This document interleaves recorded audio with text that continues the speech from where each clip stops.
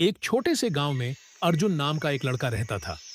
वह बहुत मेहनती था, लेकिन हर असफलता के बाद टूट जाता और कहता, शायद मैं इतना अच्छा नहीं हूं, शायद सफलता मेरे बस की बात नहीं।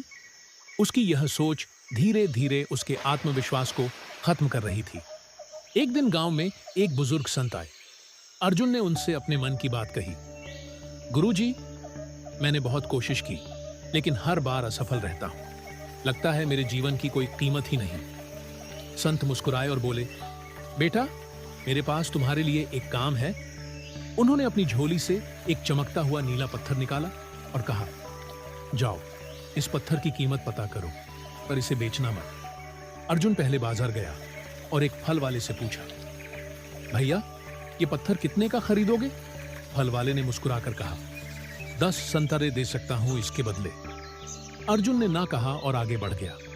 अब वह एक सुनार के पास गया। सुनार ने पत्थर को ध्यान से देखा और बोला, अगर तुम इसे मुझे बेच दो तो मैं तुम्हें 1 लाख रुपए दूंगा। पर अर्जुन ने फिर मना कर दिया। आखिर वह शहर के सबसे बड़े हीरे व्यापारी के पास गया। व्यापारी ने पत्थर को देखते ही खड़ा होकर झुक गया और बोला, अरे, ये तो अनमोल रत्न है।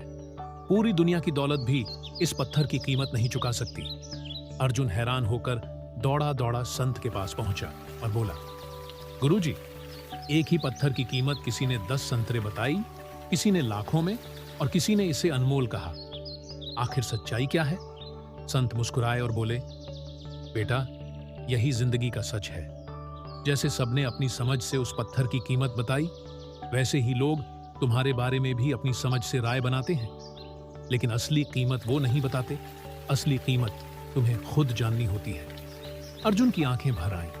उसे महसूस हुआ कि जब तक वह खुद पर भरोसा नहीं करेगा, तब तक कोई भी उसकी कीमत नहीं समझेगा।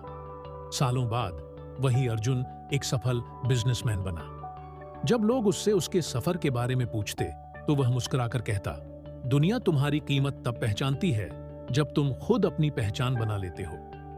कहानी की सीख दूसरे तुम्हारी कीमत तय नहीं करते, तुम्हारा खुद पर भरोसा करता है। जब तुम खुद पर विश्वास करना सीख जाते हो, तो पूरी दुनिया तुम्हारे पीछे चलती है।